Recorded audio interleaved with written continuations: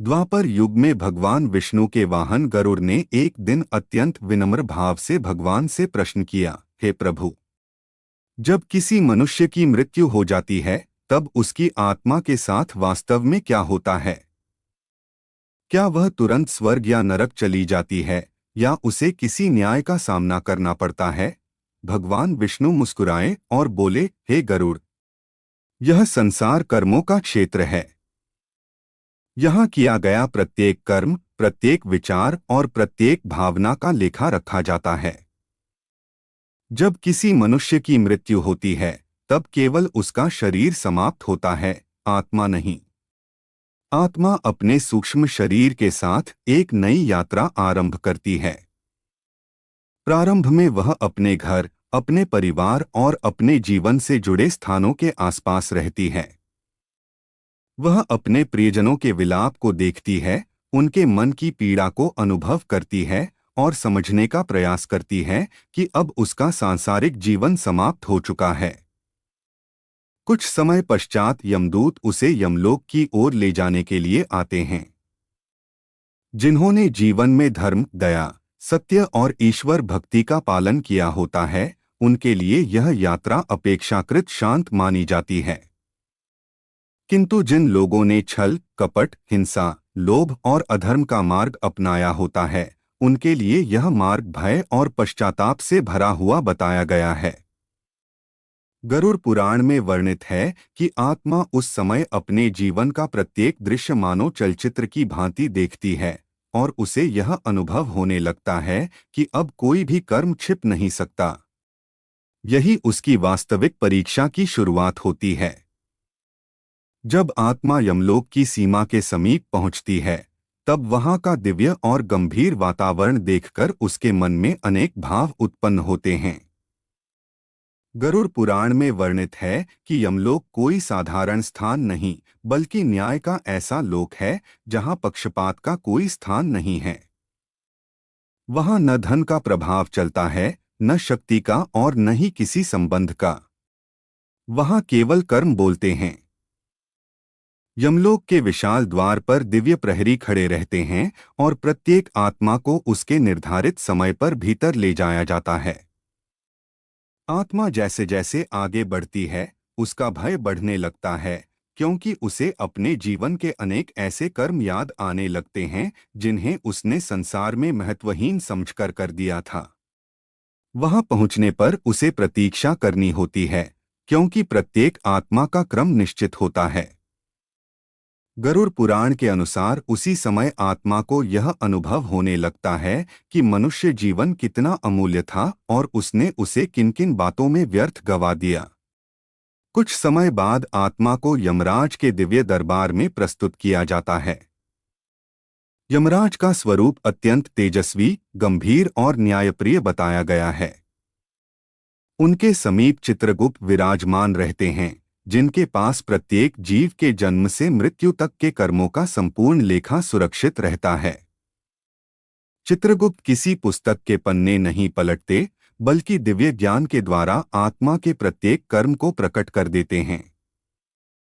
उन्होंने कितनी बार सत्य बोला, कितनी बार झूठ कहा, कितनों की सहायता की, किसका अपमान किया, कहाँ दान दिया, कहाँ किसी का अधिकार छीना, कुछ भी उनसे छिपा नहीं रहता। जब आत्मा अपने ही कर्मों का लेखा सुनती है, तब उसके भीतर पश्चाताप की अग्नि जल उठती है। जो व्यक्ति संसार में स्वयं को बहुत बुद्धिमान समझता था, वह भी वहां पूर्णतः मौन हो जाता है, क्योंकि उसे ज्ञात हो जाता है कि ईश्वर की व्यवस्था से कुछ भी छिपाया नहीं जा सकता। यमराज आत्मा से कठोर शब्दों में नहीं, बल्कि न्यायपूर्ण और शांत भाव से प्रश्न करते हैं। वे पूछते हैं कि मनुष्य जीवन तुम्हें क्यों मिला था और तुमने उसका उपयोग किस प्रकार किया? क्या तुमने भूखे को भोजन कराया? क्या तुमने माता पिता की सेवा की? क्या तुमने सत्य का पालन किया? क्या तुमने अपने अहंकार के कारण किसी निर्दोष को कष्ट पहुंचाया? आत्मा के पास इन प्रश्नों का उत्तर देने के लिए कोई बहाना नहीं होता, क्योंकि उसके प्रत्येक कर्म का प्रमाण स्वयं उसके सामने उपस्थित होता है। यदि किसी ने केवल दिखावे के लिए धर्म किया हो, तो उसका वास्तविक भाव भी प्रकट हो जाता है। यदि किसी ने बिना किसी स्वार्थ के किसी की सहायता की हो, तो उसका पुण्य भी उसी प्रकार प्रकाशित होता है। गरुड़ पुराण का संदेश है कि ईश्वर और यमराज केवल कर्म नहीं, बल्कि कर्म के पीछे की भावना को भी देखते हैं।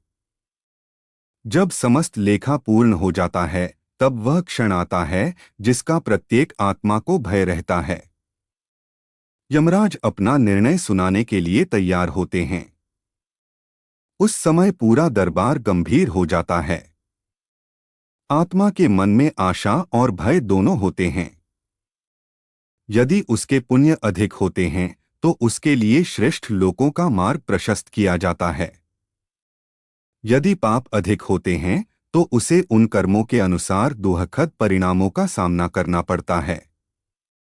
कहा जाता है कि जैसे ही यमराज का निर्णय सुनाई देता है, आत्मा कांप उठती है, क्योंकि अब कोई परिवर्तन संभव नहीं होता। संसार में धन, संबंध और प्रभाव के द्वारा बहुत कुछ बदला जा सकता है, परंतु यमलोक में केवल न्याय होता है। यही कारण है कि शास्त्र मनुष्य को जीवन रहते हुए ही अपने कर्मों को सुधारने की प्रेरणा देते हैं। गरुड़ पुराण यह भी बताता है कि कई आत्माएं निर्णय सुनने के बाद अत्यंत पश्चाताप करती हैं। वे बार बार अवसर मांगती हैं कि उन्हें पुनः मनुष्य जन्म दिया जाए ताकि वे अपने पापों का प्रायश्चित कर सकें। किंतु यमराज कहते हैं कि मनुष्य जीवन अत्यंत दुर्लभ है और प्रत्येक व्यक्ति को अपने जीवन काल में ही धर्म का मार्ग चुनने का अवसर मिलता है। जिसने उस अवसर का सम्मान किया, वही वास्तव में सफल हुआ। जिसने उसे केवल भोगविलास, अहंकार और लोभ में नष्ट कर दिया, उसे अपने कर्मों का फल अवश्य भोगना पड़ता है। यह शिक्षा केवल भय उत्पन्न करने के लिए नहीं, बल्कि मनुष्य को सजग बनाने के लिए दी गई है। यमराज के न्याय में एक और विशेष बात बताई गई है कि वहां किसी के साथ अन्याय नहीं होता। यदि किसी व्यक्ति से अनजाने में कोई भूल हुई हो, लेकिन उसने सच्चे मन से पश्चाताप किया हो और अपने जीवन में सुधार किया हो, तो उसके शुभ कर्मों का भी उचित सम्मान किया जाता है। इसी प्रकार यदि किसी ने बाहरी रूप से धर्म का प्रदर्शन किया हो, लेकिन भीतर से छल और स्वार्थ रखा हो, तो उसका वास्तविक स्वरूप भी प्रकट हो जाता है। इसलिए शास्त्र कहते हैं कि धर्म केवल मंदिर जाने या पूजा करने का नाम नहीं, बल्कि सत्य, करुणा, क्षमा, सेवा, दान और सदाचार से युक्त जीवन जीने का नाम है। अंततः भगवान विष्णु ने गरुड़ से कहा, हे गरुड़, इस कथा का उद्देश्य मनुष्यों को भयभीत करना नहीं है। इसका उद्देश्य उन्हें यह स्मरण कराना है कि मृत्यु निश्चित है और उसके बाद कर्मों का न्याय भी निश्चित है। इसलिए जो मनुष्य अपने जीवन में भगवान का स्मरण करता है, सत्य का पालन करता है, माता पिता का सम्मान करता है, किसी के साथ अन्याय नहीं करता, दीन दुखियों की सहायता करता है और धर्म के मार्ग पर चलता है, उसके लिए मृत्यु अंत नहीं, बल्कि एक श्रेष्ठ यात्रा का आरंभ बन जाती है। गरुड़ ने भगवान विष्णु के चरणों में प्रणाम किया और समझ गए कि संसार का सबसे बड़ा धन न सोना है, न राज्य और न ही वैभव, बल्कि श्रेष्ठ कर्म हैं। यही कर्म मृत्यु के बाद आत्मा के साथ चलते हैं और यही यमराज के दरबार में उसके भविष्य का निर्णय करते हैं। इसीलिए सनातन धर्म मनुष्य को हर क्षण सत्कर्म करने, ईश्वर का स्मरण करने और अपने जीवन को धर्ममय बनाने की प्रेरणा देता है, ताकि जब यमराज के दरबार में अंतिम निर्णय का समय आए, तब आत्मा भय से नहीं, बल्कि शांति और विश्वास के साथ उस दिव्य न्याय का सामना कर सके।